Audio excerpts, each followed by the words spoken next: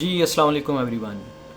अगर मैं आपसे ये सवाल करूं कि मैं आपसे एक चीज़ सुबह 10 रुपए में ख़रीदूंगा और शाम को वही चीज़ मैं आपको 30 रुपए की सेल करूंगा और आप मेरे साथ ये एग्रीमेंट करें और आप मेरे साथ ये एग्रीमेंट कर लेते हैं, तो आपका ये डिसीजन कैसा होगा?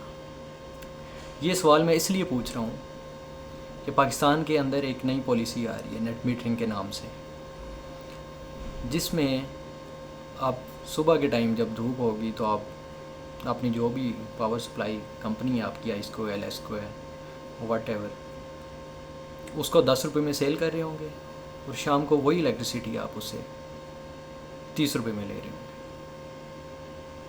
अब आप कहेंगे यार ये कौन सा लॉजिक है? तो ये पाकिस्तान का लॉजिक है। इससे पहले भी आपने डिफरेंट लॉजिक्स देखे होंगे, क्योंकि हम समझते हैं कि पाकिस्तानी बड़े ज़हीन हैं। तो वाकई मैंने भी इस जहानत की बड़ी मिसालें देखी हैं, जिसमें से एक ये है। एक मैंने और भी देखी, 200 और 201 यूनिट वाला। ऐसा लॉजिक आप मुझे दुनिया में कहीं ढूंढ के दिखा दें, ठीक है। और भी बहुत सी मिसालें देखी हैं।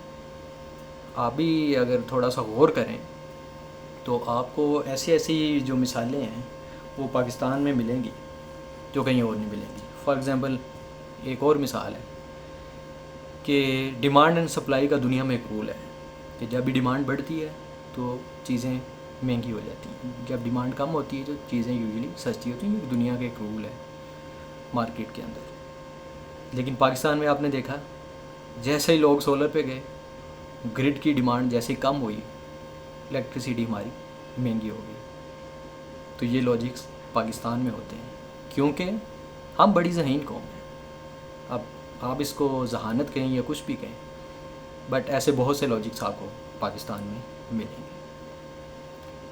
तो मेरा जो आज का मेन पॉइंट है वो आपको इस बारे में एजुकेट करना है कि आप एक इतनी बड़ी इन्वेस्टमेंट करते हैं, एक ऑन ग्रिड सिस्टम लगाते हैं और वो आप इस एग्रीमेंट पे सेल करें जो कि आ रहा है। अभी नाम कुछ भी दे ले उसको, गवर्नमेंट ग्रॉस मीटिंग दे रहे या कुछ भी दे ले, बट मैं आपको बता रहा हूँ कि वो काम कैसे करेगा। डिसीजन फिर आपका है। मैं ये कहना चाह रहा हूँ, आप इतनी बड़ी इन्वेस्टमेंट करके अगर इस तरह की ट्रेडिंग कर रहे हैं तो इससे अच्छा ये है कि लिथियम के स्टोरेज सॉल्यूशंस बहुत सस्ते हो चुके हैं। अगर आप इतनी इन्वेस्टमेंट के साथ थोड़ी सी इन्वेस्टमेंट और कर लें और वही यूनिट बजाय ग्रिड को फीड करने के आप अपनी लिथियम बैटरी के अंदर स्टोर करें और रात के टाइम उसको यूज़ करें, तो आपको वो 30 रुपये का दोबारा से परचेज़ नहीं करना पड़ेगा। तो ये मैं आपको एक थोड़ा सा इसके बारे में, क्योंकि अदरवाइज़ आपको ये ROI आपकी ठीक नहीं होगी सोलर सिस्टम की। 3 साल तक आपके पैसे पूरे नहीं होंगे जो भी आप इन्वेस्टमेंट करेंगे। तो मैं आपको ये एडवाइस देना चाहूँगा कि आप ऑफ ग्रिड सिस्टम की तरफ जाएं, क्योंकि दुनिया के अंदर अगर आप देखें जहाँ ज़हीन लोग नहीं हैं, पूरी दुनिया के अंदर गवर्नमेंट सब्सिडी देती है सोलर सिस्टम वालों को, ठीक है। क्योंकि हमारी एक अपनी दुनिया है, तो मैं आपको इस दुनिया के लिहाज से बता रहा हूँ। आप इवन के साथ हमारा एक हमसाया मुल्क इंडिया है, वहाँ एक मैं आपको जनरल कैलकुलेशन बताता हूँ। अगर आपका 1,80,000 का आप कोई सोलर सिस्टम लगवा रहे हैं, इंडियन रुपीज़ में बता रहा हूँ, आपको अराउंड 80,000 सब्सिडी मिलेगी। और उनकी डिफरेंट स्टेट के अंदर ये डिफरेंट परसेंटेज है सब्सिडी की। और उसके बाद नेट मीटरिंग और वो जो बेनिफिट्स हैं वो तो हैं, ठीक है। तो बस आज आपको मुझे इस बारे में एजुकेट करना था कि आप एक ऑफ ग्रिड सिस्टम की तरफ जाएं। लिथियम बहुत सस्ती हो चुकी है और नेट मीटरिंग की तरफ इस पॉलिसी के साथ तो बिल्कुल भी ना जाएं।